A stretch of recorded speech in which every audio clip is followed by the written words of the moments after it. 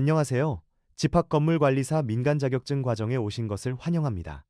오늘은 첫 번째 시간으로 집합건물 관리 업무의 기초에 대해 알아보겠습니다. 이 시간을 통해 여러분은 오피스텔과 상가 건물 관리의 중요성을 이해하고 관리사무소의 조직 구성과 업무 분담 체계를 파악할 수 있습니다.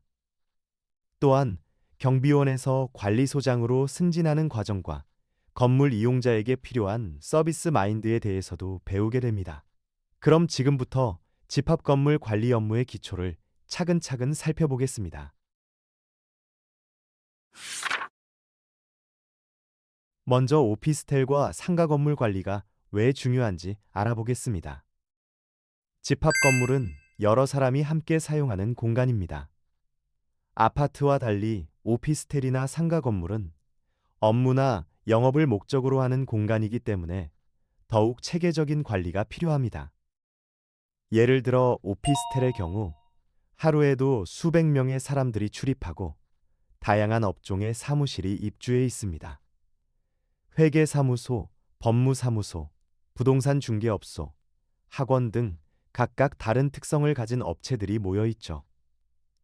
이런 환경에서는 소음 관리, 보안 관리, 시설 관리가 특히 중요합니다. 상가 건물도 마찬가지입니다. 음식점, 미용실, 의류 매장 등이 함께 있는 상가에서는 각각의 영업 특성을 고려한 관리가 필요합니다. 음식점에서 나오는 냄새나 소음, 쓰레기 처리, 주차 문제 등을 체계적으로 관리해야 모든 상인들이 만족할 수 있습니다. 좋은 관리는 건물의 가치를 높이고 임대료 상승으로 이어집니다. 반대로 관리가 소홀하면 공실이 늘어나고 건물 가치가 떨어지게 됩니다. 이제 관리사무소가 어떻게 구성되어 있는지 살펴보겠습니다. 일반적인 집합건물 관리사무소는 관리소장을 중심으로 운영됩니다. 관리소장은 전체 관리 업무를 총괄하고 관리단과의 소통을 담당합니다. 관리소장 아래에는 사무직원이 있습니다. 사무직원은 관리비 업무, 민원 접수, 각종 증명서 발급 등의 업무를 담당합니다. 큰 건물의 경우 회계 담당자가 별도로 있기도 합니다. 그리고 현장 관리를 담당하는 경비원과 청소원이 있습니다. 경비원은 건물 보안과 안전 관리를 담당하고 청소원은 공용 부분의 청소를 담당합니다. 건물 규모에 따라 조직 구성은 달라집니다. 소규모 건물은 관리소장이 모든 업무를 혼자 처리하기도 하고 대규모 건물은 각 분야별로 전문 인력을 두기도 합니다. 관리사무소의 업무 분담을 구체적으로 살펴보겠습니다.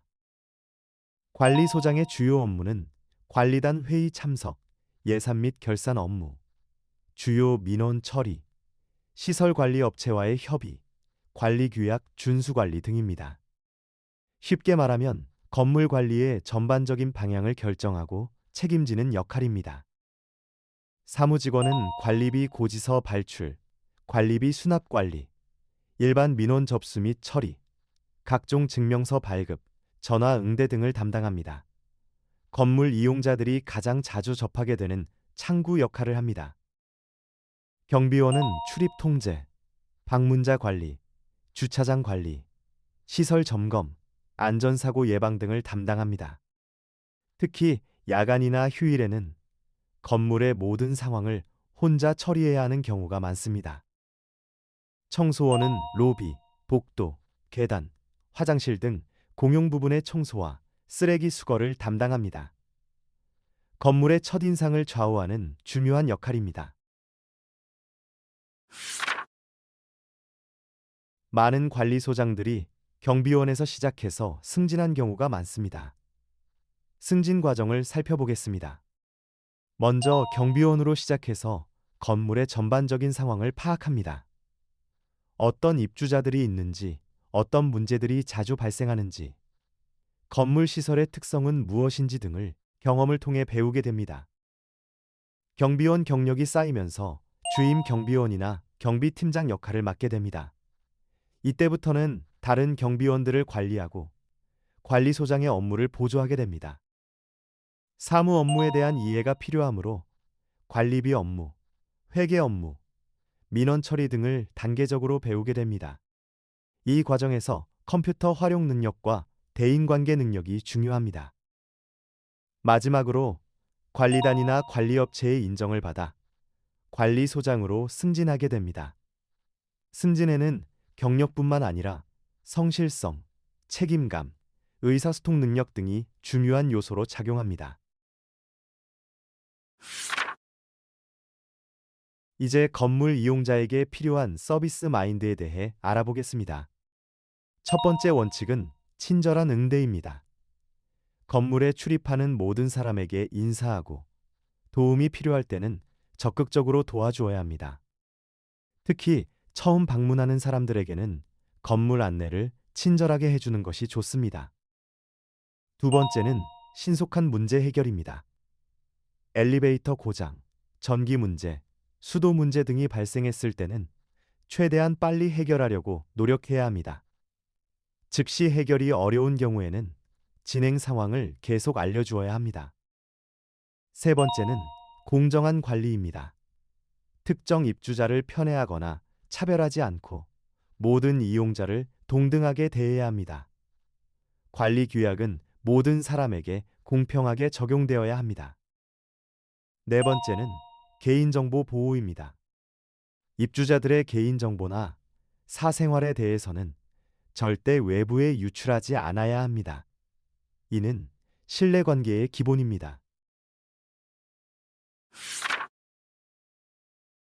실제 현장에서 일어나는 상황들을 통해 서비스 마인드를 어떻게 적용하는지 살펴보겠습니다. 사례 하나, 오피스텔에서 새로 입주한 회사 직원이 주차장 위치를 물어봤을 때입니다. 단순히 저쪽입니다 라고 대답하는 것보다는 직접 안내해주고 주차 방법과 주의사항까지 설명해주는 것이 좋습니다. 이런 작은 친절이 좋은 인상을 남깁니다. 사례 둘, 상가 건물에서 화장실 변기가 막혔다는 신고가 들어왔을 때입니다. 업체에 연락해서 내일 처리하겠습니다 라고 하면 하루 종일 불편을 겪게 됩니다. 간단한 문제라면 직접 해결하려고 시도해보고 어려우면 당일 처리 가능한 업체를 찾아서 연락하는 것이 바람직합니다. 사례 셋, 관리비에 대한 문의가 들어왔을 때입니다. 관리비 내역을 자세히 설명해주고 궁금한 부분이 있으면 언제든지 문의하라고 안내하는 것이 좋습니다. 회계는 투명하게 공개되어야 한다는 점을 강조해야 합니다. 성공적인 집합 건물 관리를 위한 핵심 요소들을 정리해 보겠습니다. 첫째, 소통입니다. 입주자들과의 원활한 소통이 모든 문제 해결의 시작입니다. 정기적인 공지사항 전달, 민원 처리 과정 안내, 관리단 회의 결과 공유 등을 통해 투명한 소통을 해야 합니다.